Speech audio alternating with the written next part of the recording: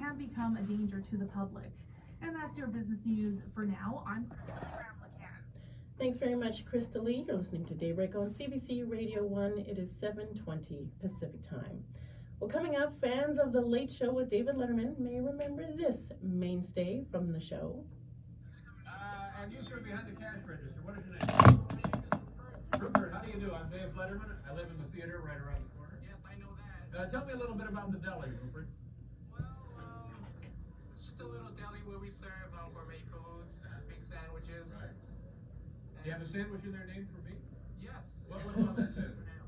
Well, we have cheddar cheese, sweet peppers, turkey, lettuce, tomato, honey mustard, and cucumber. In a million years, I wouldn't eat that.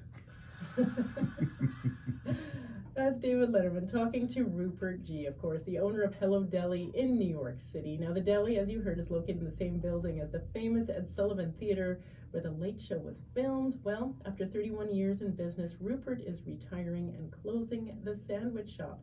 Former staff of The Late Show held a retirement party for Rupert last weekend, and Kelowna resident Mike Chisholm was there. Mike hosts the Letterman Podcast, and Mike joins me in studio. Hello, Mike. It is a genuine pleasure to be here on the CBC talking about this today. It is surreal. Would you rather that it was David Letterman, though? Come on. No, you know what? I am such an acolyte of these programs. I spread the gospel about David Letterman still, and I think it's even more important now because there's a generation that's kind of not knowing what he has contributed to the world of broadcasting, and the body of work is just unbelievable. So it's great to talk to you about this. Well, it's great to have you, and you really do have this incredible story of how you got invited to this retirement, lunch dinner of Rupert G. Right? So now I wish we had all day to talk about this. Sure. I read your story, but can you give us a really short version of how you kind of got into David Letterman and this journey that you've been on? I mean, I was of course a fan since being a kid. I remember watching him with friends at a sleepover late at night.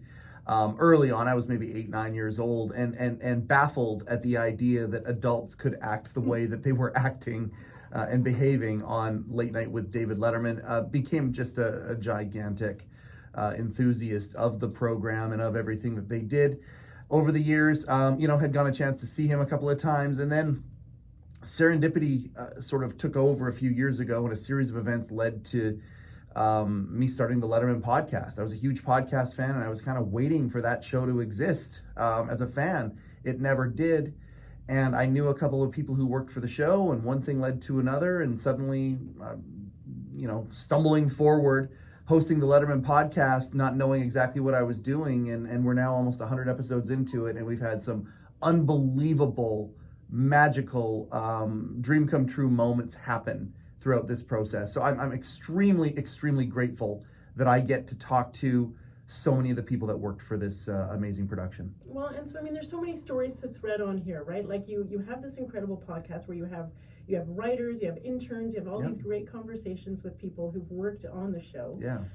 You have your own incredible story about how this podcast kind of came to be. Like the short version that I read through was that, this was kind of came out of the pandemic, and your love of the show and who he was, and just kind of that. Can you tell us the story about that moment that you shared with Letterman himself in that last show that you went to? Yeah, a month before Dave retired, like my wife and I were like, when Dave announced his retirement, we were like, okay, we have to go see him again at least one more time. And so exactly a month before, April 20th, 2015, my wife and I were in New York, and we had tickets to see the show. I had secured what they called the gold list. So I knew I was going to be in the first couple of rows. And I knew the only way I was probably going to have an interaction with David Letterman realistically was if at the Q&A before the show. Famously, he has this Q&A before the show. And I had arranged that we could get our picture taken behind the desk. I already had that, but that's where, again, serendipity just sort of stepped in and said, we're going to give you a dream come true moment, Mike. And Dave called on me during the Q&A. We had this amazing back and forth. I got featured on the show. Some of the stuff we talked about got mentioned on CNN the next day. It was crazy. And a New York Times Pulitzer Prize winning photographer happened to be there. At the moment David Letterman starts using me as a comedy speed bag, he's literally looking back at Paul Schaefer going, Paul, these Canadians are supposed to be polite. And the New York Times photographer happened to shoot that moment with Dave and I talking. It went into the New York Times, it went into the New Yorker, it went all over the place. I've got this gorgeous black and white photo. Oh yeah, it's a lovely photo. Yeah, of one of the greatest moments of my life, and I get emotional talking about it. It's just I'm really grateful for that, and that was certainly a lily pad, 9 years ago that started the journey towards the Letterman Podcast. There's no question. And so tell us a bit more about the Letterman Podcast. Yeah. So, and it's going to kind of lead us into how you ended up in New York. Sure. Right? So Yeah. How did you connect with some of the people that come on your show? Online. There was a gentleman, and I have to mention his name. He was they call him the film coordinator for David Letterman for 32 years. His name was Rick Sheckman. Shecky, featured on the show many times. And he worked for Dave from the beginning, nearly the very, very beginning. Not the morning show, but from late night, certainly, all the way to the very end. And I mean, he was a mentor to so many. Shecky and I became friends over the pandemic, and he encouraged me to do this. He encouraged me. He knew that I earnestly wanted to see a show, a podcast dedicated to the greatest body of broadcasting work in history, that of David Letterman and company. And something that would celebrate these moments. The show was so breakneck that these people would come up with this comedy gold, this entertainment gold every single day, but then the next day there was another show, and so many of those moments have just not been, those stones have not been returned over, and it's all gold. So yeah, that's where the show came from. And so here you are now. You've just come back from this retirement party. So Yeah. take us into that. How did you even get invited to Rupert G's retirement? It's just a progression right from the beginning. After the first 5 or 6 shows, we had comedian Tom Dreesen. Tom Dreesen is a legend in stand-up comedy. He's also one of David Letterman's best friends. He called up Dave and said, "Hey, I'm about to go on this Letterman podcast. Are you okay with that?" Dave said, "Yeah." So along the way, you start getting these moments of credibility. And again, those first episodes, I look at them and they're ugly and whatnot. Now our set is so beautiful. I got one of Dave's bridges behind me and whatnot. It's just this beautiful set that we have. But at first, I didn't know what I was doing. We just stumbled forward. And then after the first dozen or so episodes, Rupert G came along and said, "I love what you're doing." He is so devoted to the Late Show family. And he said, "I'd like to sponsor your show." Yeah, and after I got off the floor, I was passed out from shock. Wow.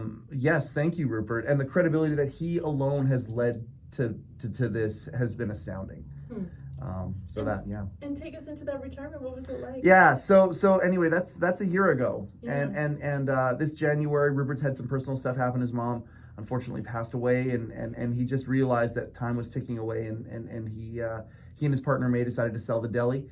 We had become good friends by that point. And one thing had led to another, and there was a party that was happening in the Ed Sullivan Theater for Rupert. Went without saying that he invited my wife and I to be there, and that was great. What I didn't expect was, and I mean, I've tried to develop a relationship very hard with Dave's production company, Worldwide Pants, over this last year. All of Dave's people, the people who run his YouTube channel, the people who run his, David Letterman's still very active, still doing some really, really, in my opinion, prolific projects. His project with U2, interviewed President Volodymyr Zelensky from the Ukraine this past year. I mean, so some really big stuff. So I've tried to develop a relationship with these people, and again, blown away. They asked me to speak at the event, and that was an honor beyond measure. I actually volunteered, and they succumbed to it. Actually, I think is probably what it was. But yeah, and then they put up a clip of it of the retirement party on their YouTube channel, which gets hundreds of millions of views. Literally, I'm not being hyperbolous when I say that. And you guys call. It's crazy. It's just crazy that this would happen. What did you eat? Nothing. I ate nothing. Come on. I was terrified. I normally I'm pretty good doing this stuff. But the audience who I was speaking to, there was maybe 6 outsiders at that party. Wow. Everybody else was Letterman staffers. Like, there is David Letterman's executive producers, like a bunch of them right in front of me as I'm speaking. And the only thing that alleviated that terror was Rupert and May, who I adore, were standing right there, and all I had to do was just channel my authentic thoughts about them, and I was okay. Got a couple laughs, which is crazy that I got a couple laughs in that room, because that is a very hilarious, also very jaded group of people. Of course you have to. Broken comedy writers. And it was, to get a laugh in that room was amazing. So, yeah. Mike, it's a wonderful story. Your podcast is so much fun. Thank you. Good luck with it. I appreciate that so much. This is a huge thrill for me being here at the CBC. Thank you. Thanks so much, Mike. Cheers. Mike Chisholm is the host of the Letterman Podcast. If you want to watch Mike's speech along with the rest of the tribute to Rupert G, you can find it on the Letterman YouTube page. You're listening to Daybreak on CBC Radio 1 at 7:30 Pacific Time. Our news is next. Boom. Thanks so much, Mike. That was great. Thank you so much. I was, Yeah. and thank you for letting me do this. I appreciate that. Yeah.